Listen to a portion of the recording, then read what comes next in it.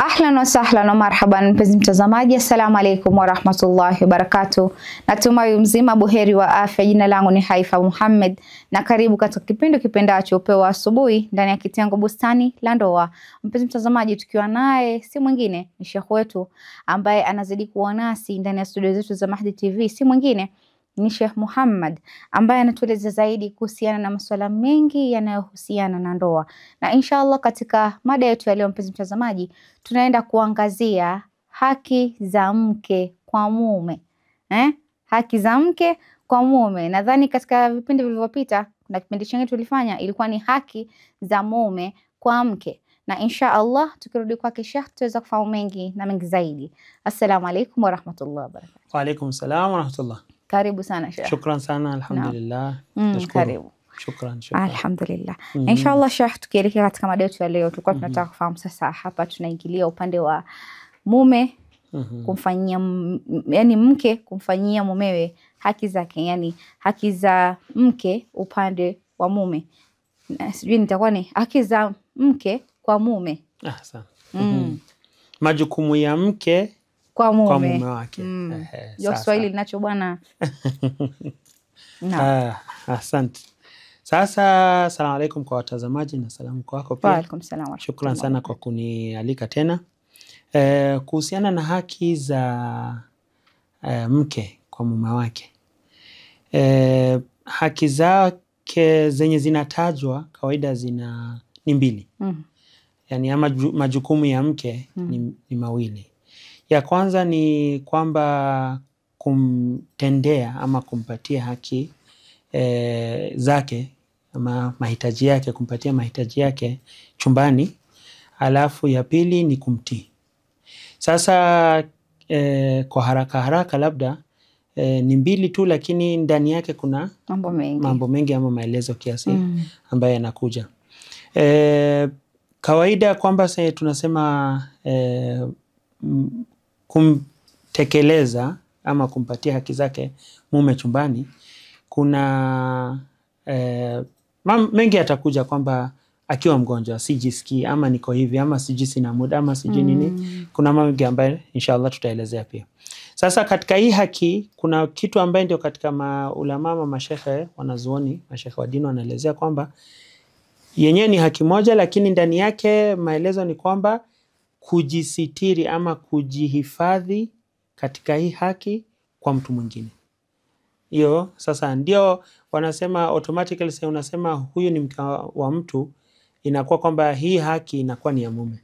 Lakini pia wanazuoni wamekuja kusisitiza kwamba kuiweka pekee kwamba hii haki ni ya mume, anatakana ajihifadhi na asikuwe na uhusiano yoyote katika hali hiyo na mtu mwingine ambaye sio mume wake. Sasa tunarudi katika vitu vingi ambayo ndio labda watu watauliza, sasa basi kama ni kumtii na haki ya chumbani, basi sio jukumu ya mke kumpikia mume wake, sio jukumu ya mke kufua, sio jukumu ya mke kufanya baadhi ya mambo mengine. Yani ni yeye tu ajiandae chumbani kuisha. Hizo zingine anakuwa ni sasa, lakini hao mengine anakuwa tu ama vile tulisema kwa haki za nini, jukumu za nini za mume, kwamba tukasema kuna baadhi ya vitu ni favor. Sasa kuna vitu labda lazima tunini. Kuna senye tunasema kumtii mume.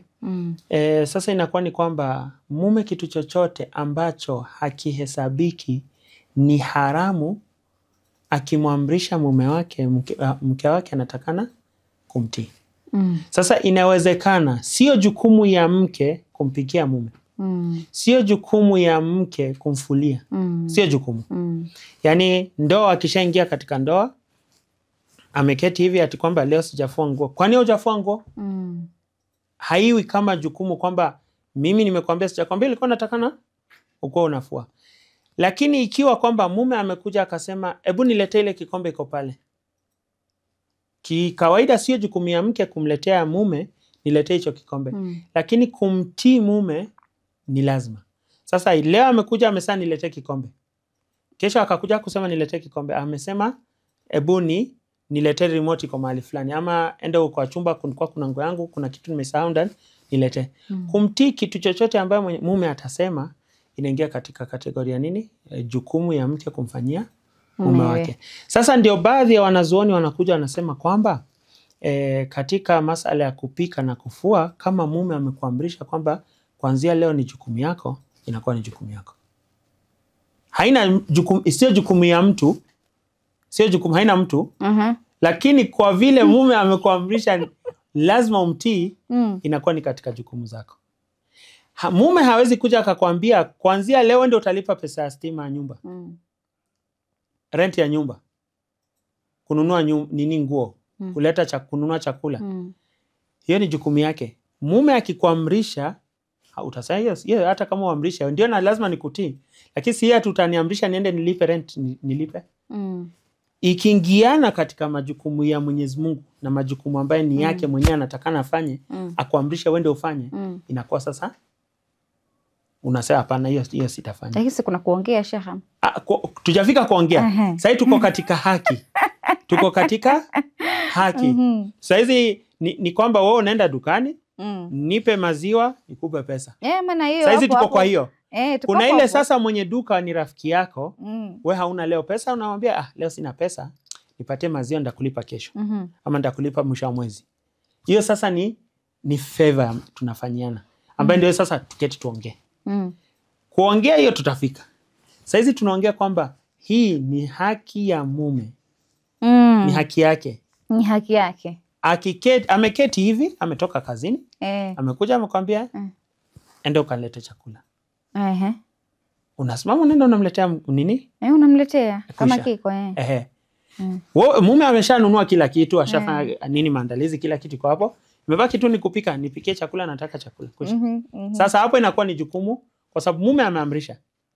Kitu chochote kinaitwa kuamrisha, amri ya mume ambayo haitoki katika kuvunja sheria ya Mwenyezi Mungu na kuvunja na kulazimisha jukumu za mtu mwingine juu yako, inakuwa sio nini. Sasa mume ako na jukumu ya kuandalia watoto baadhi ya vitu. Yeye amekuandalia, lakini sasa anakuja na kutupia majukumu ya watoto ambayo ilikuwa ni jukumu zake. Katika watoto pia kuna haki ambazo ndani ya nini ndio inatakana iangaliwe, na hayo majukumu yanagawanishwa pia katika mama na baba. Sio kwamba yote ni baba. Sasa hayo majukumu akikuja pia kwamba ni jukumu fulani, wewe kama mke ndio unatakana ushughulike, inakuwa kwamba hapo naambia hapana, hiyo si jukumu yangu, hata kama ndio nakuheshimu mume wangu nini. Tunaongelea haki. Kuna ile kwamba hapana, watu ni wawili. Leo mke atakuja aseme mume wangu kitu fulani ambaye ni jukumu yake mke afanye, anaambia mume anafanya, na opposite yake ni jukumu ya mke, mume anaambia, yani wenyewe wameketi washaelewana. Hiyo sasa ni wanaishi kwamba waashiruhunna bil ma'ruf, yani muishi kwa wema kwa pamoja. Sasa kama mnaishi kwa wema na kwa nini na kwa uzuri, hiyo sasa mambo ya haki na nini tunaelewana. Sasa hizi najua ni mgonjwa ama nini, ama leo mimi najua mzee wangu akikuja anapenda kitu fulani, sitaki kuambiwa ati mke niandalie chai ama nini. Nikishafika nyumba mimi mwenyewe nafurahia kwamba mume wangu sasa amefika, amechoka, nimwandalie kitu fulani. Ama leo ni birthday sijui ni nini, wacha nimnunulie mke wangu kitu fulani. So hizo ni nini, yani wenyewe kwa wenyewe washaelewa. Lakini sasa tunaongelea sasa kwanza haki. Yani haki ile ambayo sasa hizi ikitokezea mvutano, ukienda kwa kadhi, mkiketi kuongea, kadhi atasema hii ni haki yako na kwa hivyo unatakana umlipe, ama ana haki ya kukupatia talaka. Ama opposite yake, unatakana umlipe mke, ama mke kwa sababu hujamtekelezea majukumu, kadhi kama kadhi anaruhusu kwa kuvunja hiyo ndoa kwa sababu majukumu yajatekeleza. Lakini kuna baadhi ya vitu ukienda kwa kadhi ataangalia sasa hiyo hayo sio majukumu ya huyu wala huyu, endeni muishi. Sizipatiana hapa talaka, na wewe mume pia hauna haki ya kusema ati nampatia talaka kwa ajili ya kitu fulani imepungua. Hiyo inakuwa sio haki za kupelekana. Sasa tunaongelea haki. Ndio. Sasa kama ni haki, hapo ndio tunakuja tunasema mume, kuna baadhi ya vitu, kuna baadhi ya haki ni majukumu yake, hazikumrushia mtu mwingine. Sasa hizi kwa mfano, majukumu ya baba ya mume amekuwa na baadhi ya shida, amekuwa hawezi. Sasa kumhudumia baba ya mume ni jukumu ya mke? Hapana. Ni jukumu ya nani? Ya mume. Baba akishakuwa amepatwa na shida, ulemavu ama nini, inakuwa ni jukumu ya mume, kijana mwenyewe kuangalia baba yake. Sasa kijana mwenyewe anatakana ndiangalie baba yake, ni jukumu ya yangu. Sasa kwa mfano hata kuna mzee nilikuwa nataka kusa, kwa mfano kakumbuka kuna mtu limtokezea hivi.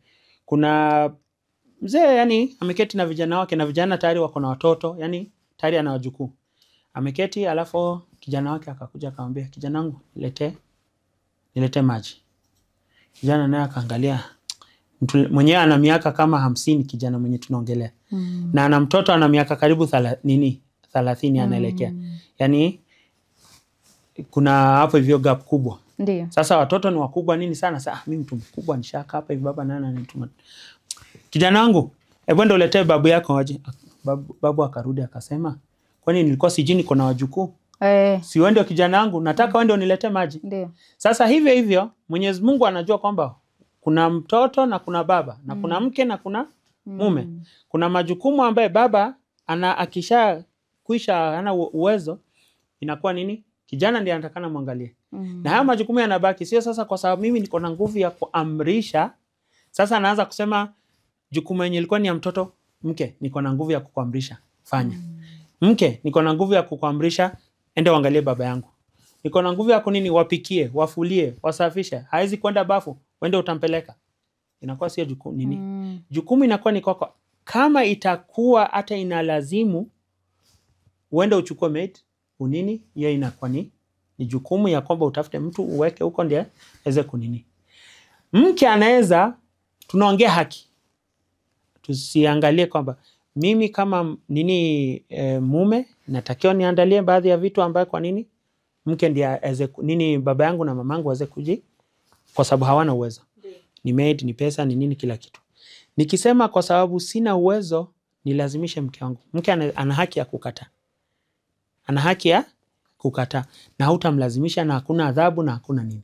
Lakini kinini tukirudisha, mke atakuwa kiakhlaki anaweza kukubali. Ama yeye mke akasema mimi sitakataa, lakini kwa sharti. Si ulikuwa inatakana kwa mfano hiyo kazi ni maid atalipwa kwa mfano pesa fulani. Nipatie kitu kidogo at least ya kunipatia morali, at least ya kunini kuangalia. Ni haki yake pia, kwa sababu ilikuwa sio jukumu yake, ataifanya lakini anifanya labda pia kwa at least kitu yenye atakuwa na nini. So majukumu ya mke ambaye anatakana amtekeleze mume wake ni hayo mawili. Lakini sasa sio kwamba ameamrishwa bila mipaka kwamba ati unatakiwa umtii mume wako. Unamtii mume wako, lakini kwa kiwango ambacho yatakuwa tena sio majukumu ya watu wengine ndiye anakuja kukuwekelea wewe. Sasa hapo ndio inakuwa majukumu muhimu katika nini. Sasa tukirudi kwa ile jukumu ya kwanza ambayo ni haki ya ndoa. Haki ya tendo la ndoa. Hiyo ni haki, wanasema hadithi ya Bwana Mtume inasema mume akikuomba haki hiyo yake, hata kama uko juu ya ngamia, yani uko safarini sijui nini, kawaida yani hiyo mfano anayesema ni kawaida mtu akiwa safari yako ni kuchoka ama amechanganyikiwa, ni hali sijui hawajatulia. Mtume anataka kuonesha kwa hali gani ambaye unatakiwa akikudai hiyo haki yake unatakana kumpatia. Hata ukiwa katika safari juu ya ngamia akuombe, unatakiwa kama mwanamke kumpatia haki yake huyo mwanaume. Sasa hii ni hali ambayo iko na ni haki ambayo inatakana ishughulikiwe. Lakini tukirudisha katika upande ya kiakhlaki ya kinini na nini, hiyo tena inarudi mambo mengine ambayo sasa ndio kwamba si ni kuketi kuongea. Sasa wanaweza wakaketi wakaongea wakaelewana kwamba pole tuko hapa safarini, pole hapa kuna hali hii, hapa pole hakuna hata maji ya kuoga, hata pole si kuna hali hii na hii na nini. Sasa kuna hali ambayo iko ya kwamba mke ni mgonjwa. Sasa hiyo kukua mgonjwa hii inakuwa ni wanaita hakuna hata katika ahkamu na nini na vitu zingine. Kama saumu ni wajib, ukiwa ni mgonjwa unasamehewa. Kama hija, ukiwa hali yako ni mbaya, mgonjwa, unaambiwa unaweza ukaenda hija mwaka ujao. wajibu imekuwa kwako, kuna pesa ya kutosha nini kwenda hija, lakini hiyo mwaka ambao kuna uwezo umepatwa na ugonjwa, unasamehewa hija, na ni wajibu na ni katika vitu ambavyo unatakana umtekelezee Mwenyezi Mungu. Sasa katika hali hizo ambao unasamehewa, Mwenyezi Mungu pia katika hali hizo kama wewe ni mgonjwa na mume wako anahitaji haki yake, pia unasamehewa na inahesabika haujatekeleza kitu cha haramu, kwamba nimekataa kwa sababu. Lakini kwamba kuna hiyo hali ya kwamba kawaida upatikana, leo nimechoka, leo sijisikii, wacha siku nyingine, mood hakuna, siji. Hiyo yote inahesabika kwamba mume wako amekuomba lakini ukakataa, so inakuwa ni kama umekosa kutekeleza wajibu. Wajibu ni kwamba ni swala ni wajibu kwako, umeambiwa uswali haukuswali, unaandikiwa dhambi. Ni hivyo ni kwamba ni haki yake amekuomba, unatakana utekeleze wajibu kwako, haukutekeleza. Sasa hali zingine pia ziko ambazo ni tofauti na kila mtu, inatofautiana hali yake, ambaye ni vizuri kuketi, kuongea, kuelewana, na ni vizuri kuelimika zaidi. Kuna hali ambazo sasa inarudi katika mambo ya elimu ya mambo ya familia, ambaye sasa ni vipi utaangalia mke wako, mume kama mume ambaye anasema sina mood leo, sio nini, asikue kwamba kila sana kwambia hana mood ni nini. Pia wewe unamsaidia kwamba kumpatia hali nini, kumandalia mazingira ambayo hiyo ni akhlaki, lakini mambo ndio sasa ni kuelewana. Na opposite yake pia mke, kuna baadhi ya vitu anatakana ziandae ndio mambo kabla yeye, kama mwenyewe anajua ikifika masaa fulani mimi ninakuwa nimechoka ama sina mood sio nini, yeye anatakana aandae ajue kwamba ikifika saa fulani nimejishughulisha na mambo mengi, wacha nipumzike kwa sababu najua inafika saa mume anakuja na kuna mambo ambayo atakuwa anahitaji na mimi sijajiandaa. Unaandaa ndio ili ikifika hapo isikuwe kwamba ndio unamtekelezea haki, lakini unamtekelezea haki yake unasema shingo upande. Sasa ni vizuri kuketi kuzungumza ili kupata maelewano zaidi. Mashaallah, shukran sana Sheikh. Inshallah tutachukua mapumziko, tukirudi katika awamu ya pili tuendelee zaidi na mada yetu inshallah. Kurudi kwako mpenzi mtazamaji, natumai katika awamu ya kwanza tukiwa na Sheikh Muhammad umeweza kufahamu mawili matatu ambayo ameweza kuiangazia kuhusiana na haki za mke kwa mume, na inshallah mpenzi mtazamaji, tukirudi tutaweza kuendelea zaidi.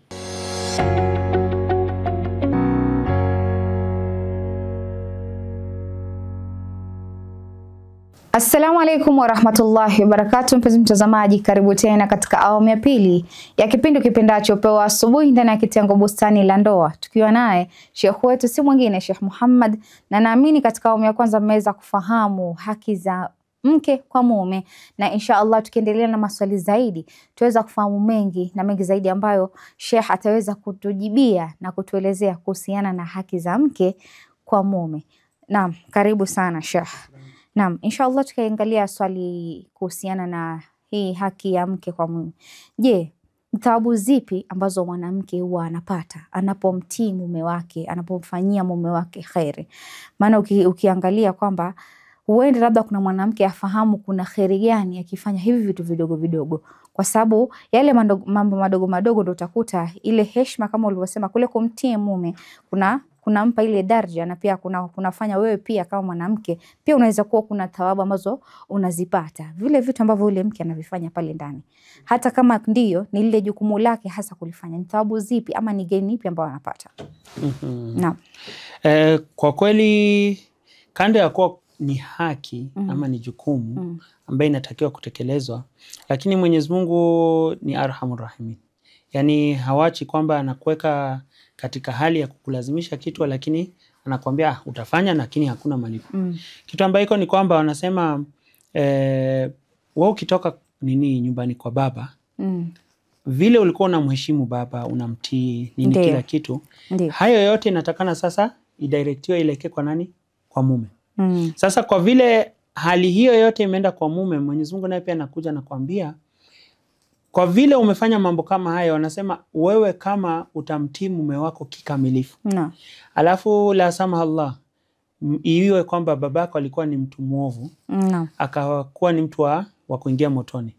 Mwenyezi Mungu kwa vile wewe ulimtii mume wako, anakupatia hiyo fursa kama malipo ya kumtii mume wako. Anasema kwamba wewe unaruhusiwa kuchagua mtu mmoja katika ama watu kadhaa, hata inategemea, baadhi ya riwayati na sema watu kadhaa katika watu wa familia yako ama watu wa karibu, unaruhusiwa kuwachagulia kwamba useme Mwenyezi Mungu, kwa vile nilimtii mume wangu kikamilifu wenye uliniamrisha, naomba kwamba usamehe baba yangu. Mashallah. Sasa madhambi yake yatasamehewa na anatolewa katika list ya watu wa jahannam, analetwa katika list yao. Sasa unaweza kuwa unachukulia kwamba ni kitu kidogo, lakini ina thawabu chungu nzima. Nadhani pia kulikuwa na kisa ambacho kilikuwa kimeweza kutokea kuhusiana na ile swala lilo umesema. Ilikuwa ni mke, mume wake ametoka safarini na akafika, yule mume alikuwa amechoka. Vile vile umeelezea tu hizo haki za mke kwa mume. Yule mke akampikia, akamfanyia kila kitu, akamtimizia mpaka haki zake. Bila yeye kumwambia kwamba baba yake amefariki. Hakutaka kumwambia. Hata inafika kesho asubuhi yake ndo anamjuza kwamba mimi baba yangu amefariki, nimefaa kuna mazishi. Mpaka mume akamwambia, mbona huku niambia nilipoingia? Mbona sikutaka nikutie wasiwasi, na pia nilikuwa nataka mama umechoka, umetoka safarini, tena nikupe na hizi stress. Kabisa. Na kando na hiyo, kuna kisa cha zama za Bwana Mtume. Wanasema kuna mume ameoa, ameacha familia yake, akamwambia usitoke ndani ya nyumba mpaka nirudi. Na kawaida kama majukumu ya mume ameandaa, yani kani chakula nini, vitu vyote ambavyo vinahitajika alikuwa amemwachia. Sasa hakuna mahitaji ya kutoka, na sio kama saizi ati kuna mambo ya internet, just mama lazima nilipe niende bank.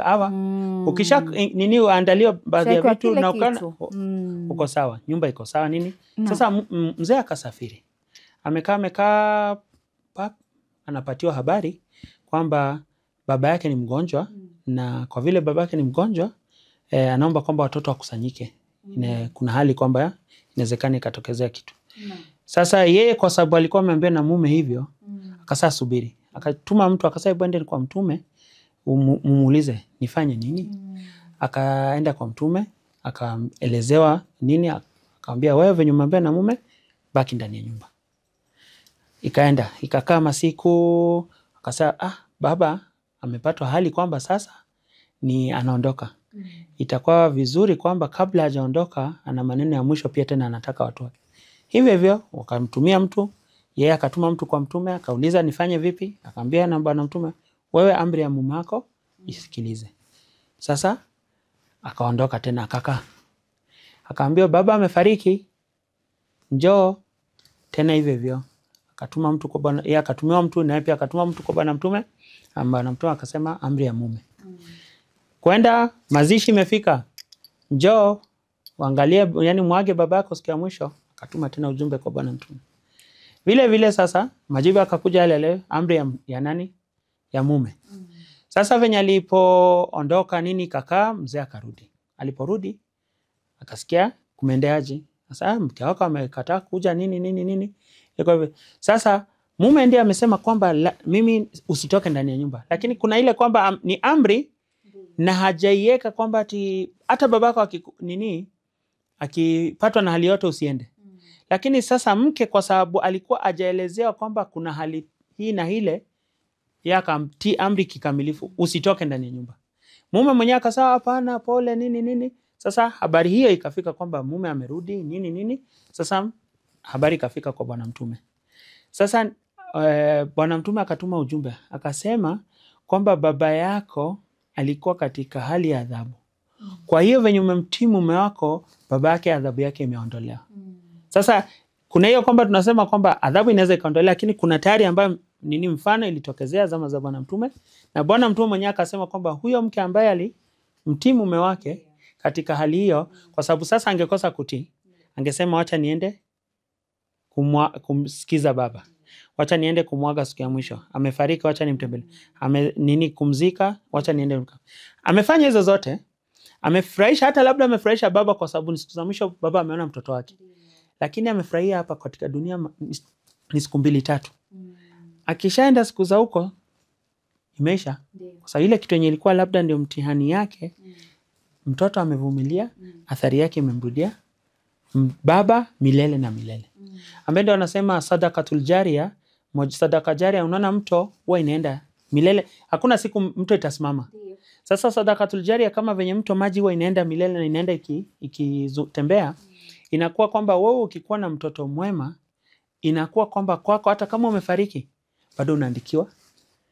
Wewe uliacha mtoto, wewe umemlea kuswali.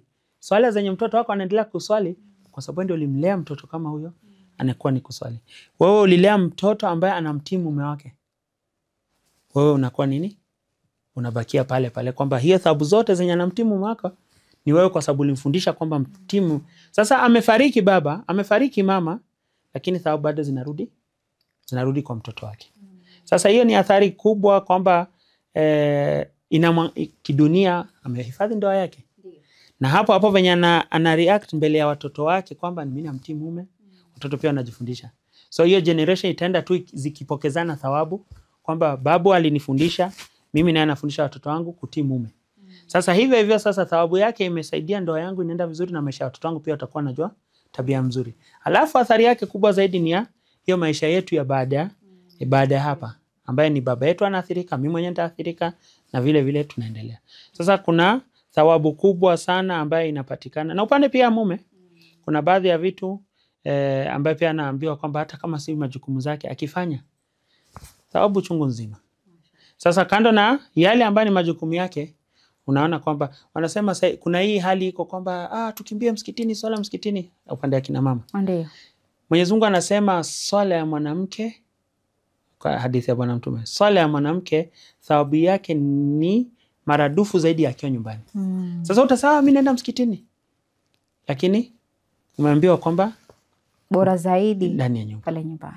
Unaambiwa nini? Watu walikuwa wanaenda thawabu ya kuswali, wanasema thawabu ya kuswali kwa msikiti ya Bwana Mtume ni idadi yake ni kama umeswali swala 1000 ngapi, sijui kama sijakosea ni 1000 ama 10,000. Yani swala moja katika msikiti. Lakini Bwana Mtume anakuja anambia hapana, akina mama nyinyi mkiswali nyumbani thawabu yake hata zaidi kuliko. Sasa wewe uko Madina, umeenda hija, unaishi Madina, uko hapo kando ya nini, alafu unaswali kando ya nini nyumbani kwako, iko na thawabu zaidi kuliko. Uko hapo hivi msikiti wa Jamia Mosque, uko karibu hapo hivyo, unaenda kuswali nini, ukiswali nyumbani kwako thawabu yake ni. Sasa msikiti yoyote ambaye iko hapo ndio ni msikiti, lakini thawabu yake kwa sababu ni ile kwamba kwanza ni kujisitiri, kwanza ni sunna ya Bwana Mtume, kwanza kawaida akina baba wanasema unaomba usitoke nje bila ruhusa. Sasa kama unaenda msikiti, mimi naenda msikitini, mzee, si ni msikitini, kwani ina shida gani? Sasa wewe kwanza umemtii mume nini kwamba huja nini, alafu sasa kama unaenda bila ruhusa nini, bali ya kupata hata thawabu inakuwa unapata dhambi. Sasa kuna mambo hayo ndogo ndogo, lakini athari yake sio athari ati kwamba ni pesa inaongezeka, lakini athari yake ya kimaanawi, ya kiroho ambayo kwanza inaleta utulivu. Mwenyezi Mungu anakuangalia nini. Kuna baadhi ya mambo ambayo wanasema mke na mume akifanyana, kuna malaika Mwenyezi Mungu anaweka, anabaki tu akiwasomea dua. Wanasema kwa mfano yake ni kwamba mke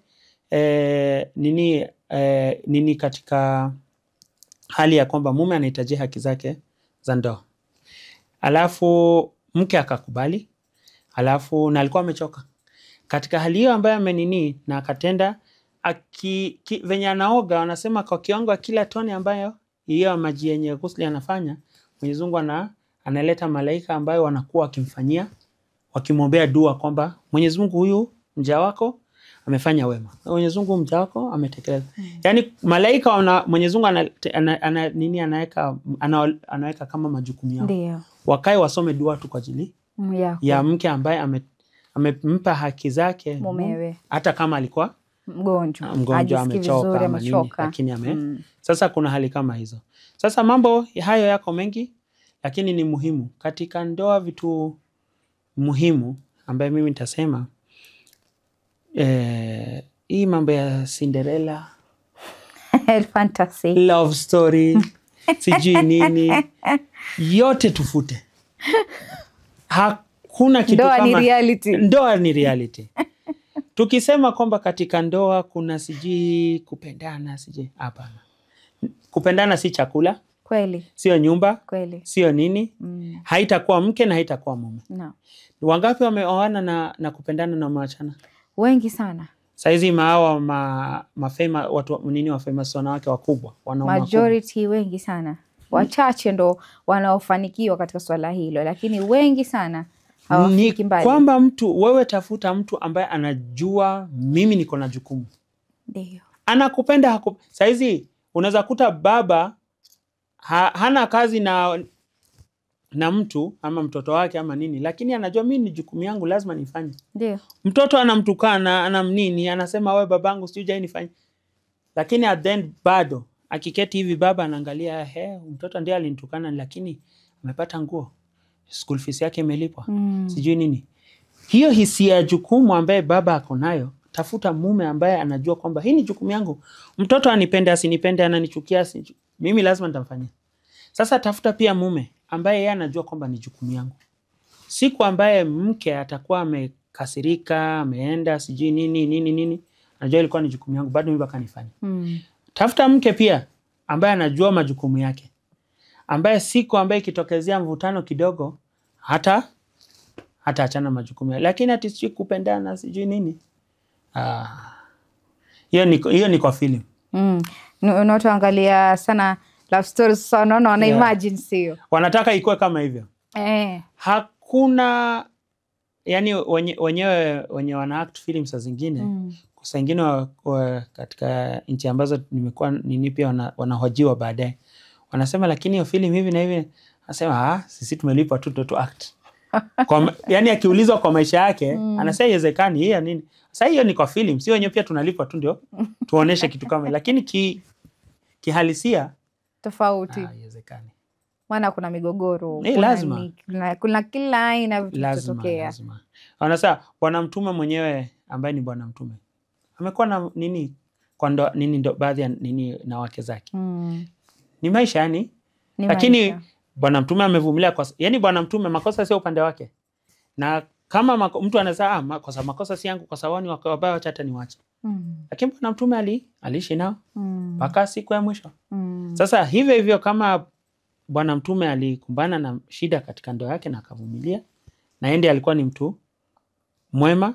Kwa hivyo sisi ambaye obvious kuna mahali mimi mume nitakuwa nimekosea, najua kwamba kwa sababu nitakosea leo pia nimsamehe mke wangu kwa sababu ni siku inabadilishana. Leo nivumilie, kesho zaidi ni kuvumiliana na kuelewana na kujua kwamba ni nani katika mtu ambaye namtafuta ako na hiyo uwezo. Sasa kuna watu wengi wakitaka kuona, kabla ya kuona anasema uko na pesa ngapi?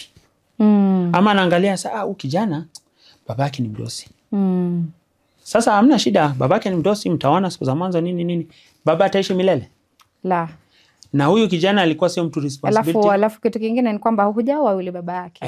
Umeoa kijana. Kijana naye alikuwa ni pesa baba. Mwenyewe hajui kukimbia kazi, kutafuta nini. Baba ikitokezea la sama Allah pesa nini. Kuna watu wanaachiwa urithi ya pesa mingi. Lakini kwa sababu alikuwa hajapata akili ya kutumia, wameoana kwa uwezo wa mzee. Wameishi kwa uwezo wa mzee. Baba akishafariki amesota. Kweli. Sasa maisha imerudi. Mimi nilikuwa najua maisha. Sasa wewe uliolewa na baba lakini indirect. Baba yani mfuka baba ndiye ilikuwa Ndio. Sasa wewe afadhali useme nimeolewa na mtu hana. Lakini namuona mchana panda shuka nini anakimbia. Ndio. Kama cameraman wetu kijana mashallah bidii. Shupavu. Sasa mtu kama huyo afadhali huyo lakini mtu anaendesha V8. Sasa V8 lakini ni ya baba. V8 sasa.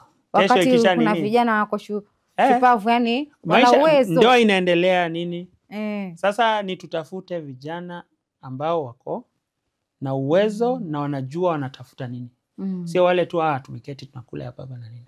Kweli. Na msichana pia unaangalia msichana ambaye pia kweli katika baadhi ya akhlaki muhimu ambazo akuwe ni mtu mwenye huruma. Na ni mtu ambaye ukiangalia alikuwa ako na utiifu kwa baba kuliko kwa mama. Kwa baba kwa sababu ile kwamba kuna hali ambayo imeumbika, ndio kidogo najua muda naona imeisha lakini kwa haraka kwamba kuna hisia ambaye ya kutii mwanamke na kutii mwanaume iko tofauti kwa kila binadamu. Kama ni msichana ambaye alikuwa anatii mama zaidi ya baba, senye akifika kwako hatakuwa hana ile power ya kusikiza maneno ya mwanaume ndani yake. Kweli. Kwa sababu yeye amezoea kwamba kitu yote ambayo inatokana na mama ama na mwanamke, sasa ndani ya ndoa yako itakuwa anaangalia kwamba nitafute wanawake. Ima ataenda kwa sababu sasa ashatoka kwao, ima atatafuta wasichana marafiki zake ambao ndio wale wanakuja kuharibu ndoa. Ama bado unakuta amekuja kwako lakini maneno yenye natoka ni nyumbani, mama sijui nini. Labda tuseme mama akuwe ni Bibi Khadija, ni Bibi Fatima, ni wake wenye wamesoma. Ndio. Hapo hivyo ndio si tunataka kushukisha hadhi ya kina mama. Ndio. Ni kwamba huyu kwa sababu mentality yake imezoea kutii mama ndani ya nyumba, hataweza kutii mwanaume.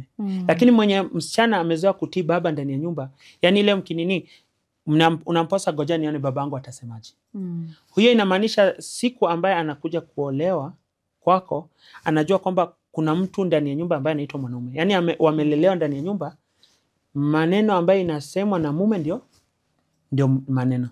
Lakini sasa anakuja kwako, anajua kwamba si baba alikuwa na maneno inasema inavunjwa, mama ndiye anafanya.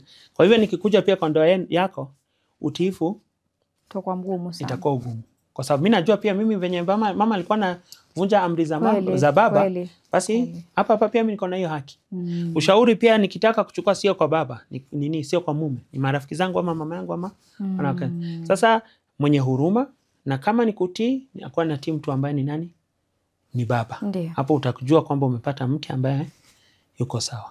Kuchagua mke na pia iko na mambo mengine ambayo sasa inshallah naamini itakuwa topic ya siku nyingine, na inakaa ni topic nzuri sana. Inshallah. Maana uangalie vipi huyu mwanamume anaweza chagua mke mwema, ama anaweza chagua kwamba nini, maana wanakuambia ukitaka pepo ya dunia ni upate mke mwema. Ni kweli. Shukrani sana. Kurudi kwako mpenzi mtazamaji, natumai katika awamu ya pili tukiwa na Sheikh wetu amezidi kutuelezea kitu ambacho mwenye kimenifurahisha. Swali linabakia kwako wewe kama mtoto wa kike nyumbani. Je, unamtii baba yako, ama ndo wale baba akisema usitoke nje unatoka? Na insha Allah mpenzi mtazamaji, kufikia hapo sina mengi ya kusema isipokuwa nikwambia maasalam.